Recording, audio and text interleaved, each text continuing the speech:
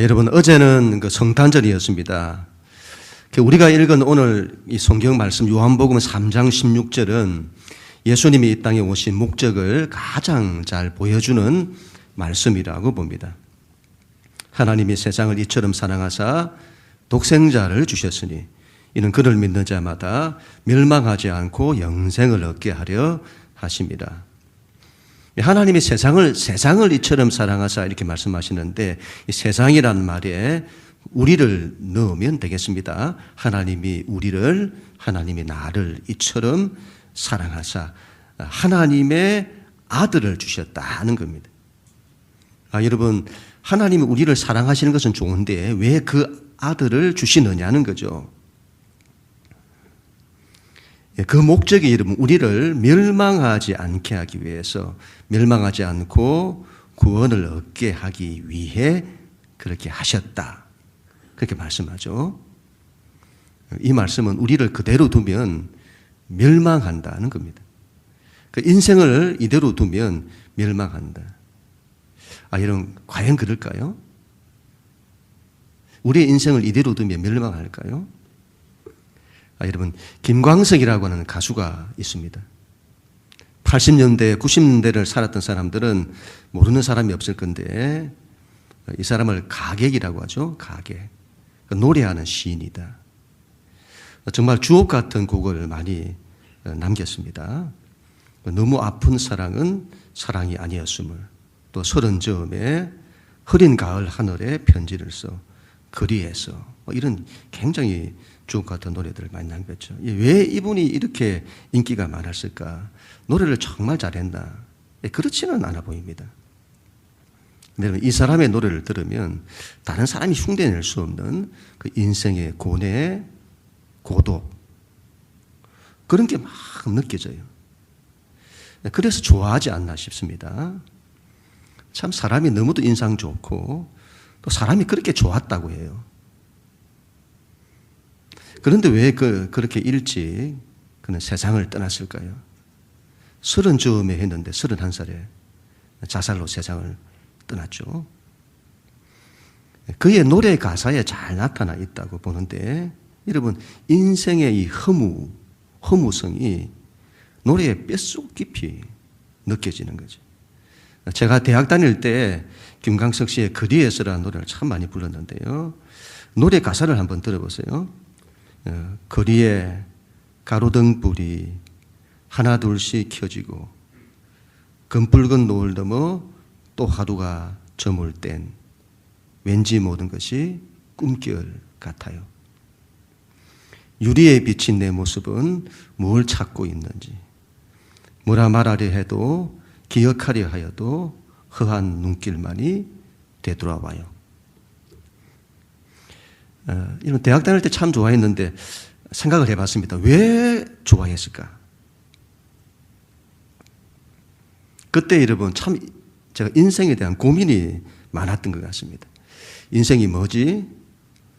사는 게 뭐지? 나는 왜 사는 거지? 그때 제 안에 가득했던 것이 그 인생의 허무함이었습니다. 그냥 인생이 헛된 거예요. 헛되게 느껴지는 거죠.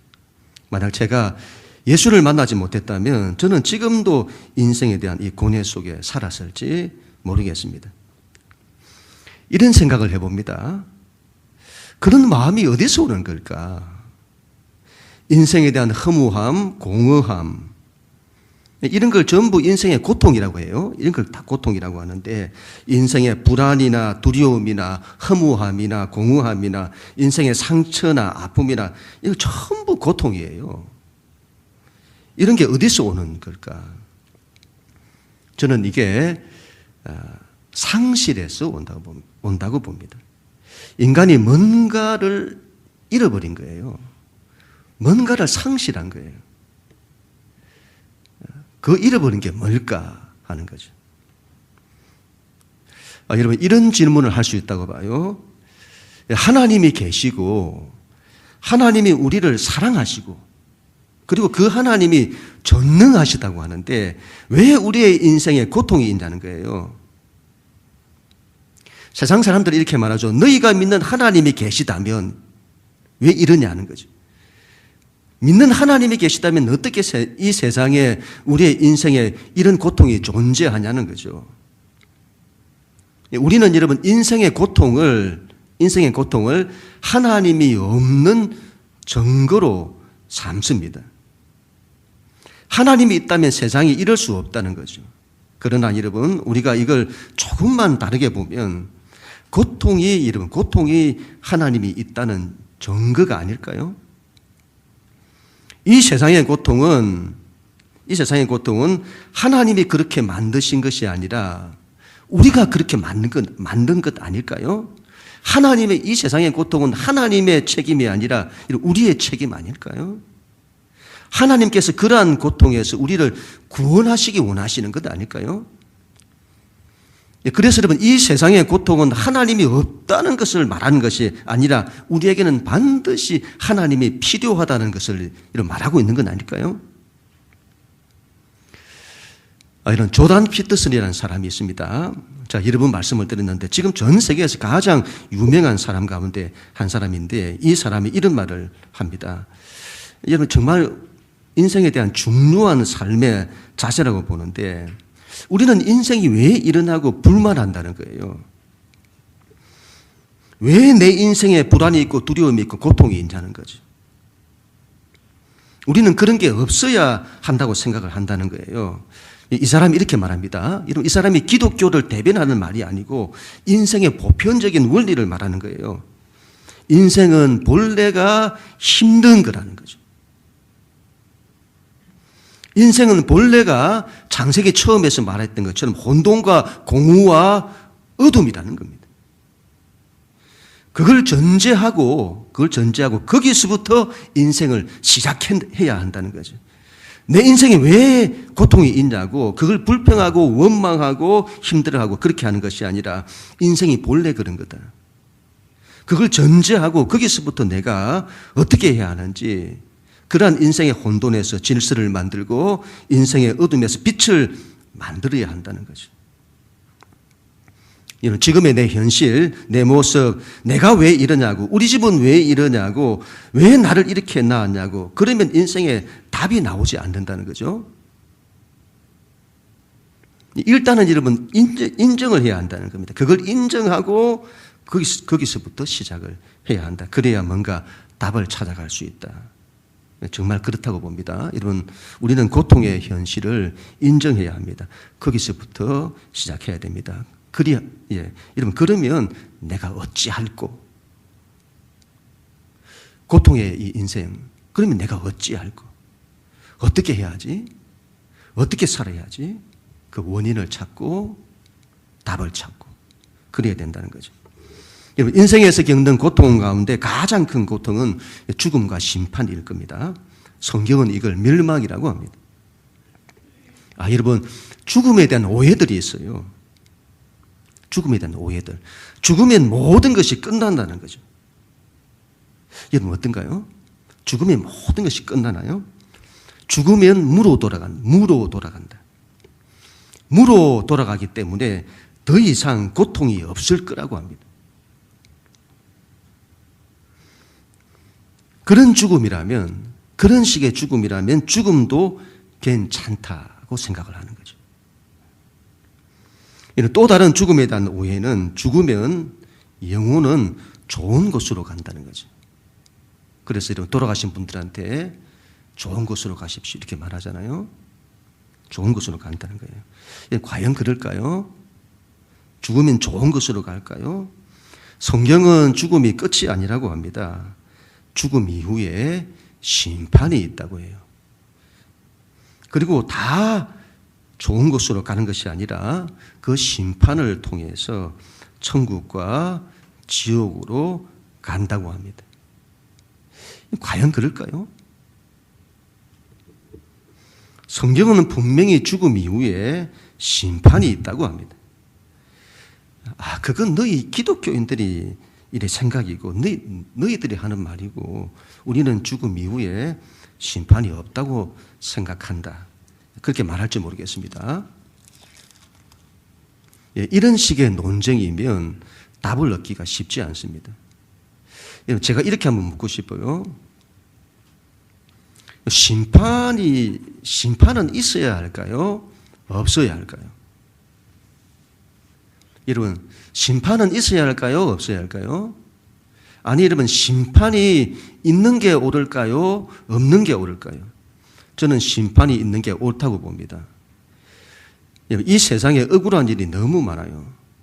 억울한 일을 당한 사람, 억울한 누명을 쓴 사람, 억울한 상처를 입은 사람, 억울한 살인을 당한 사람, 억울한 무시를 당한 사람. 세상에는 억울한 일이 너무 많습니다. 그런데 억울한 일을 당한 사람이나 억울한 일을 행한 사람이나 인생이 똑같다면 이런 그게 정상일까요? 요즘 정치를 보면 대선 전국이라서 그런지 정말 별의별 일들이 다 일어나고 있습니다. 네거티브가 판을 치잖아요. 서로 옳다고 하고 서로 틀렸다고 하고, 틀린 걸 틀렸다고 하면 그게 정당할 겁니다. 그런데 옳은데 그 사람을 옳지 않다고 하고 틀렸는데 그 사람이 옳다고 하면 억울한 일이 생기는 거죠. 세상이 이러면 그래도 되는 것일까요? 정치의 세계를 보면 인간의 본성이 정말 적나라하게 드러난다고 봅니다. 인간이 죄인이라고 하는 말이 틀림이 없습니다. 근본에도 여러분 한 사람이 자살을 했잖아요. 그분의 동생과 그 어머니가 절규하면서 말하고 있습니다. 형의 죽음이 억울하다. 내 아들의 죽음이 억울하다. 이런 그 사람이 나쁜 짓을 하고 죄를 지었기 때문에 그렇게 됐을 수도 있을 겁니다. 그런데 여러분, 그렇지 않다면 살아가는 자식을 그렇게 떠나보낸 그 어머니의 마음, 내 아들이 억울합니다 하는 그 절규를 어떻게 해야 할까요? 단적인 예이지만 세상에는 억울한 일이 얼마나 많은지 모릅니다. 만약에 여러분 심판이 없다면 그들의 그 한을 누가 풀어주시오? 그들의 그 한을. 죽으면 모든 것이 끝난다. 아, 여러분, 그러면 안 되는 겁니다. 그러면 안 되는 거예요. 죽으면 모든 것이 끝나면 안 되는 겁니다. 죽으면 심판이 없다? 아, 여러분, 그러면 안 되는 거예요. 인생은. 죽으면 반드시 심판이 있어야 합니다. 그래야 정당합니다. 그래야 옳습니다. 천국이 있을까요? 유명하신 목사님이신데 워낙 유명하셔가지고 늘 보면 밝고 막 긍정적이고 그런 분이셨어요. 근데 그분이 CBS 프로에서 간증을 하셨는데 전혀 뜻밖의 이야기를 듣게 된 거죠. 그분의 딸이, 그 유명하신 분의 딸이 정신지체 장애 하시더군요. 그 아이를 그렇게 어렵게 키워왔던 그 이야기를 하는데 아이는 가슴이 쫄쫄한 겁니다. 장애인을 둔 부모의 마음이라고 하는 것은 상상할 수가 없는 거죠. 저도 저희 작은 형님이 장애인이신데 정말 열심히 사시는 형님이 있어요. 그런데 그 형님의 인생을 생각하면, 아니 여러분, 이 세상에서 장애인으로 태어난 분들을 생각하면 그들에게 여러분 무슨 죄가 있습니까? 평생을 다른 사람보다 더 힘들게 살았을 거잖아요. 저는 제 형님을 생각할 때마다 천국은 있어야 한다고 봅니다. 여러분, 그래야 인생이 공평하잖아요. 이 땅에서 못다한 것을 천국에서 보상받는, 천국이 만약에 없다면 이 세상에서 가장 불쌍한 사람들이 그런 사람들일 겁니다. 그들의 아픔을 어떻게 해야 되죠? 그들의 상처와 그들의 눈물을 어떻게 해야 되죠? 씻을 길이 없어요. 반드시 이런 천국은 있어야 합니다. 그래야 정당합니다. 만약 그렇지 않다면 부르짖어야 하는 거죠. 왜 세상이 이렇습니까? 이 세상은 불공평합니다. 이런 데모라도 해야 할 겁니다. 죽으면 끝이 아닙니다. 죽으면 심판이 있습니다. 죽으면 천국과 지옥이 있습니다. 그래야 정당합니다. 성경에는 이걸 분명히 밝혀요. 그러나 이걸 믿지 않는 사람들이 있잖아요. 그래서 제가 설명하는 겁니다. 성경적인 말을 가지고 하는 게 아니라 보편적인 원리를 가지고. 여러분 반드시 그래야 합니다. 그렇다면 여러분 우리는 어떻게 해야 되느냐는 거죠. 그렇다면. 이 문제를 해결하기 위해서는 고통의 원인을, 그 모든 고통을 만들어내는 고통의 원인이 무엇인지를 찾아야 한다고 봅니다. 대체 여러분 뭐가 이렇게 고통을 만들어내는 것일까요? 여러분 김창옥이라고 하는 그 유명한 분이 계시잖아요. 상담하시는 김창옥 씨. 제가 그분의 강연을 보다가 이런 이야기를 듣게 되었습니다. 그 프로에, TV 프로에 출연진으로 나오신 분인데 그분이 자기 사연을 이야기하는 거예요. 그래서 상담받는 거죠.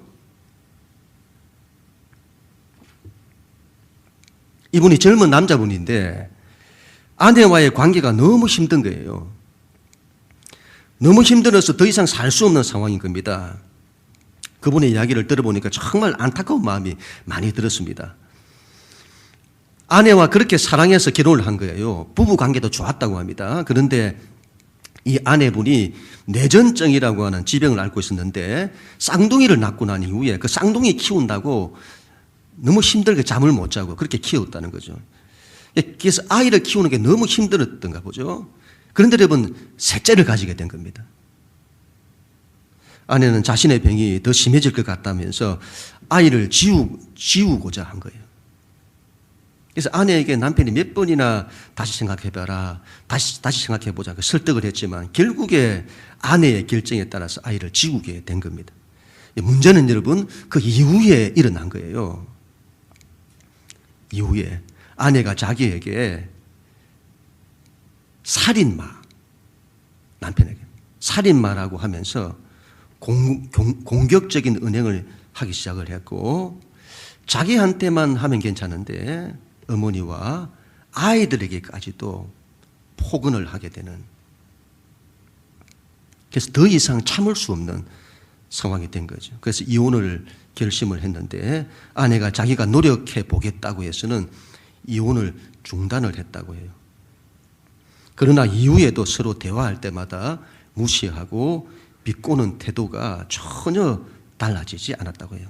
그래서 하루하루가 너무 괴롭고 고통스러운 거죠.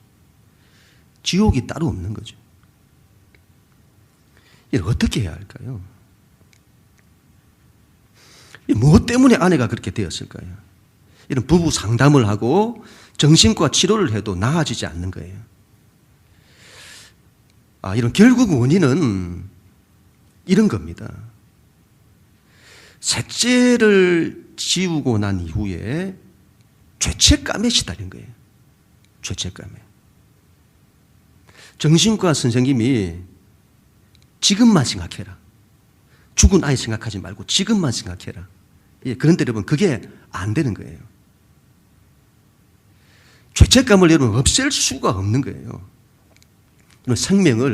생명을 그 아이를 내가 죽였다는 그걸 감당을 못하는 거죠. 받아들이지를 못하는 거예요. 그래서 여러분 그 책임을 자기가 그걸 감당이 다 안 되니까 그 책임을 남편에게 돌리게 되는 거죠. 그게 여러분 폭력으로 나타나게 되는 겁니다. 제가 그걸 딱 들으면서 이런 마음이 들었습니다. 죄가 문제구나. 죄가 모든 걸 깨트리는구나. 죄가 자신을 깨트리고 가정을 깨트리고 모든 관계를 다 깨트리는구나.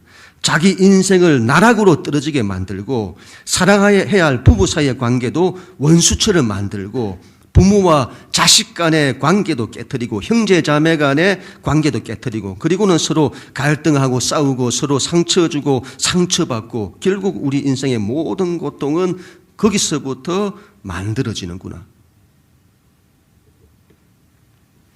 이런 사람은 어릴 때부터 사랑을 받고 자라야 한다고 하잖아요. 그래야 사람이 건강한 사람이 된다. 이런 사람은 본래가 사랑을 받고 사랑을 하고 하며 그렇게 살도록 창조가 되었다고 해요. 그런데 사랑을 받지 못하면, 본래 사랑을 받으며 자라가도록 되어 있는데 사랑을 받지 못하면 참 인간됨을 상실하게 되는 거죠. 왜곡된 인간, 그런 삶이 만들어져요. 잘못된 인간, 잘못된 인격, 잘못된 성품, 잘못된 삶을 살게 되는 거죠. 그래서 삶에 온갖 갈등과 혼돈, 그리고 무질서가 만들어지고 고통이 만들어지게 되는 것이죠. 우리의 인생이 왜곡되고 삐뚤어지는 것은 사랑의 부재에서 나오는 거라고 봅니다. 그런데 여러분, 그 사랑의 부재가 어디서 만들어지냐? 바로 죄에서 나오는 거죠. 결국 죄가 여러분 그렇게 만드는 거예요. 결국 근본으로 우리가 들어가면 죄가 모든 걸 잃어버리게 만드는 거죠.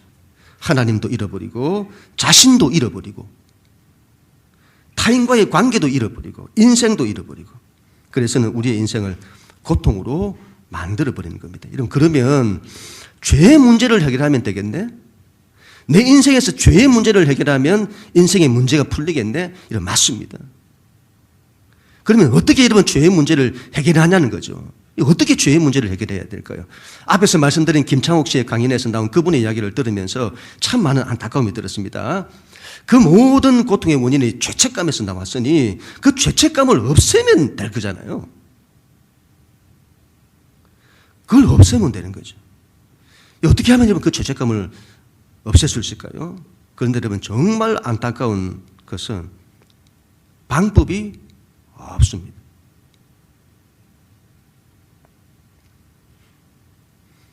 김창옥 씨에게 물었는데 그 사람도 답을 주지 못하는 거죠. 왜 그렇죠, 여러분? 이건 답이 없는 거예요. 답을 못 줍니다.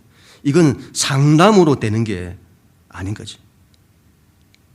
우리가 여러분 반드시 여러분 기억해야 하는 것이 이것이라고 보는데, 죄의 문제는 어떤 방법으로도 해결할 수 없습니다. 내가 그 아이의 생명을 죽였는데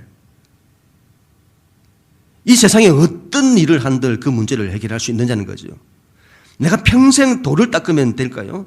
내가 평생 착한 일을 하면 될까요? 어떤 종교, 어떤 철학이, 어떤 사상이, 어떤 이데올로기가, 어떤 과학과 기술 문명, 어떤 우리 인생의 처세술이 이 문제를 해결할 수 있을까요? 여러분, 죄의 문제는 이 세상이 해결할 수 없습니다.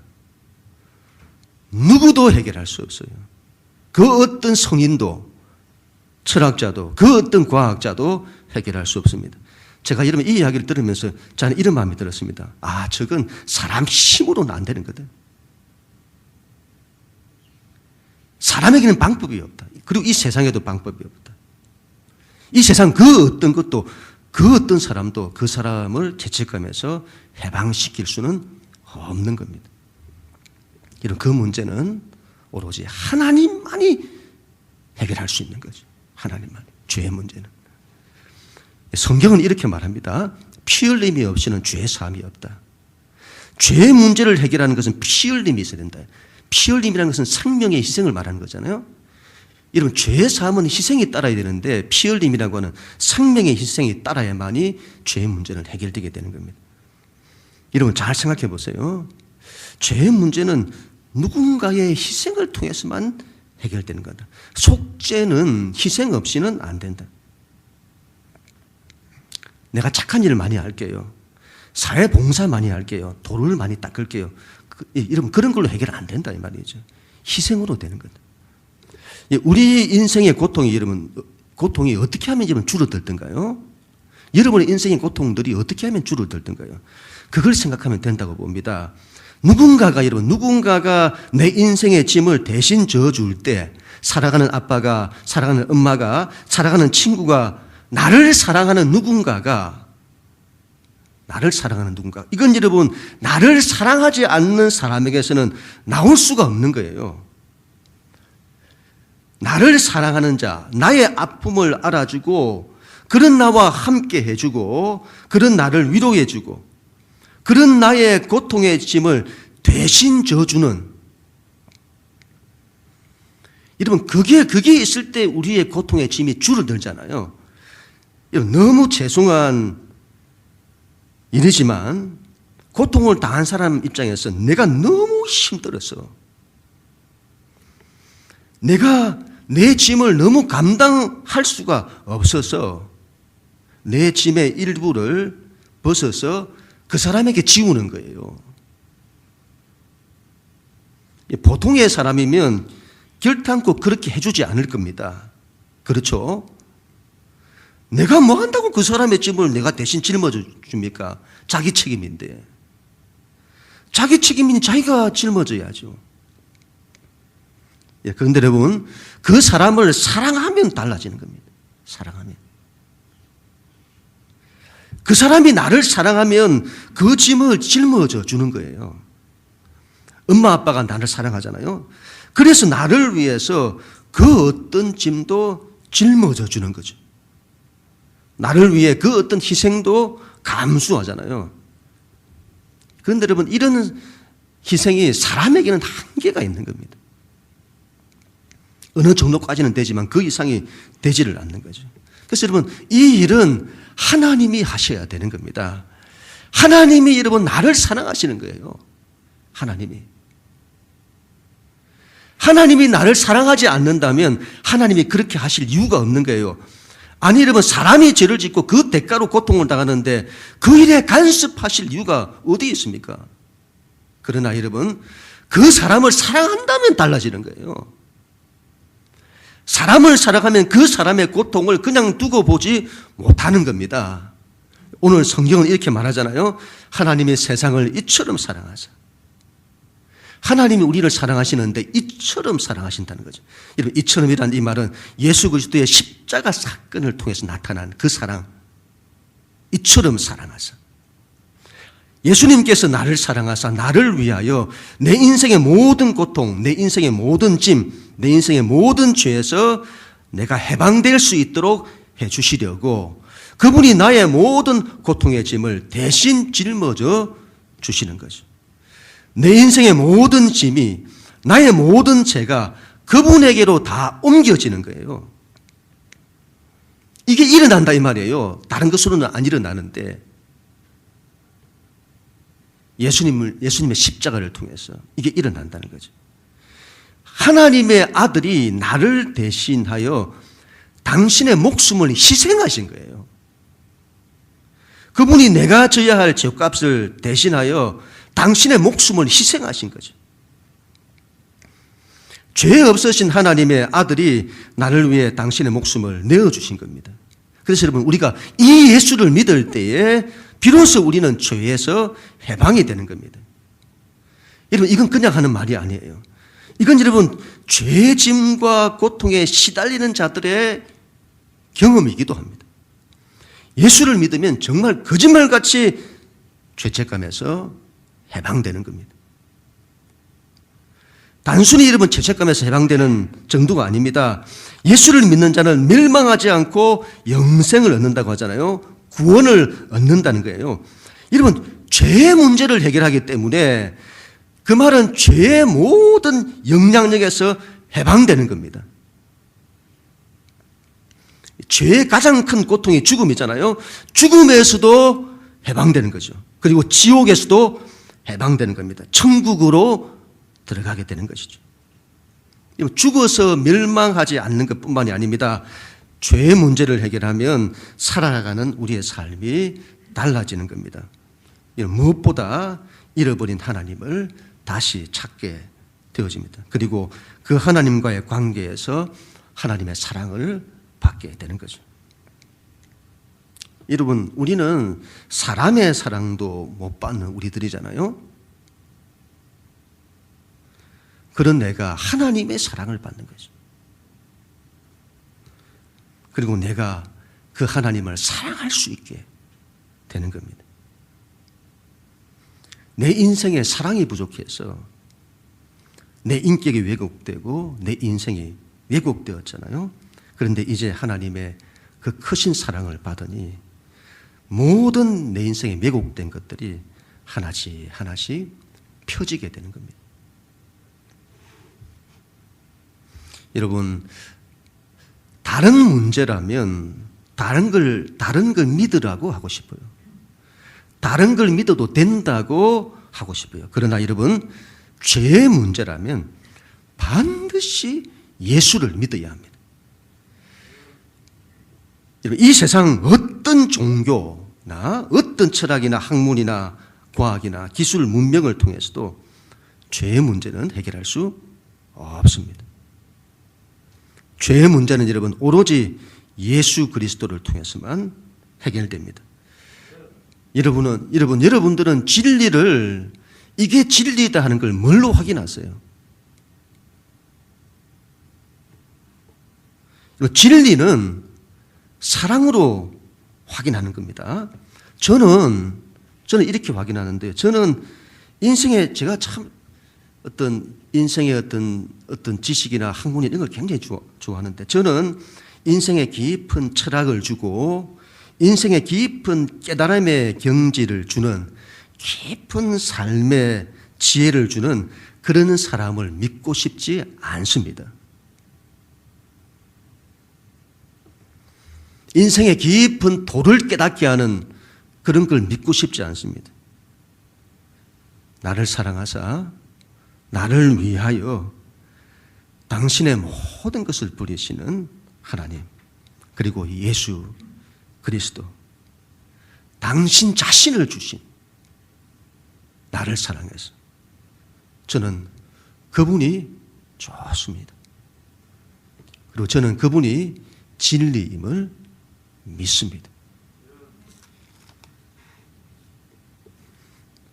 우리의 인생에는 반드시 하나님이 필요합니다. 코로나 상황에서 여러분 우리가 많이 깨닫는 것이 이것이라고 보는데 인간이 얼마나 약하냐는 거죠. 인간은 강하다고 생각을 하잖아요. 근데 여러분 인간은 굉장히 약합니다. 바이러스 하나 이기지 못하는 게 인간이다. 이게 드러났잖아요. 세상이 이런 방식으로 온 인류가 다 무너질 수 있겠다. 이런 마음까지 들어요. 우리에게는 하나님이 필요합니다. 우리가 착각하는 것이 인생의 주인이 자기라고 생각하는 거죠.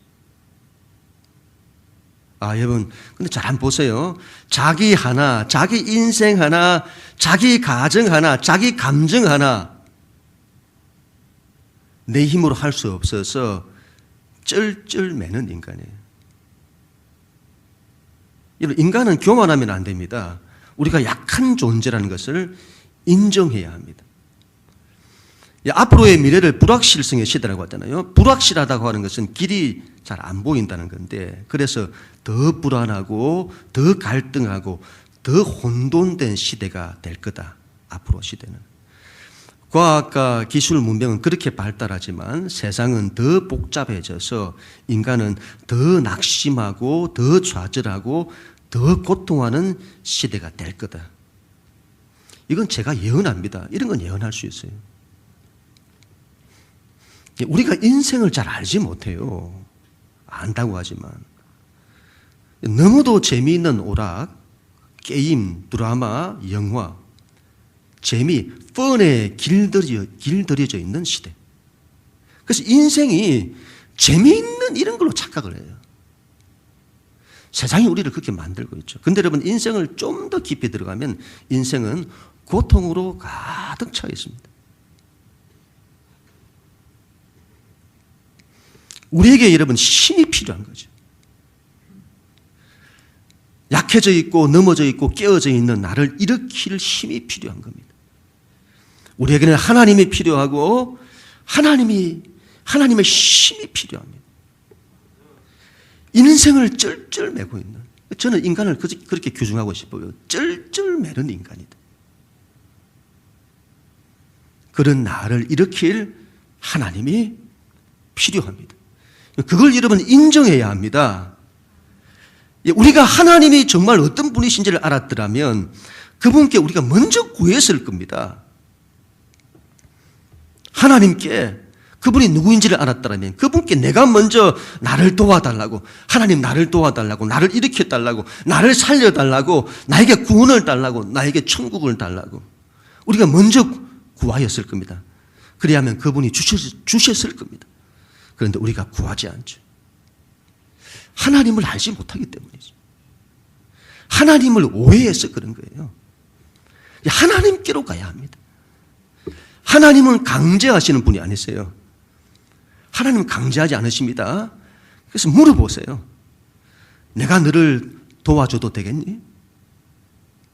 내가 너와 함께 해도 되겠니? 내가 너의 인생의 짐을 대신 져줘도 되겠니?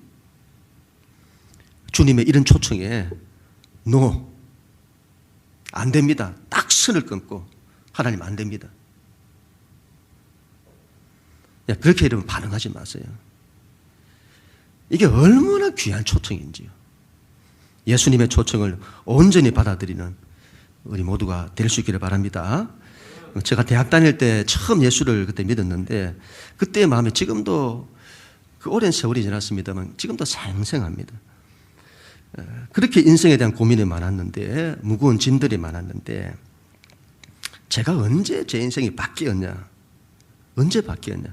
제가 하나님 앞에 딱 섰을 때, 단독자로 딱 섰을 때, 그때까지 평생에 한 번도 하나님에게 관심을 가지거나 하나님을 찾은 적이 없었습니다. 제 인생을 그때까지 살 동안에. 근데 제가 하나님을 찾은 거죠. 그 하나님 앞에 제가 무릎을 딱 꿇은 겁니다. 그리고 두 손을 모으고 태어나서 처음으로 하나님의 이름을 불렀습니다. 하나님 한 거죠. 하나님. 그리고 고백을 한 거죠. 예수님을 믿고 싶습니다. 여러분, 그리고 제 인생이 완전히 바뀌었어요.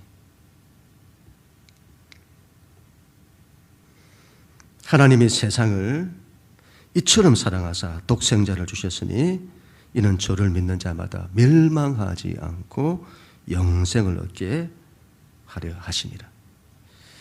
여러분, 예수를 믿어야 합니다. 여러분, 예수를 믿어야 합니다. 그래야 우리의 인생이 멸망하지 않고 영생을 얻습니다.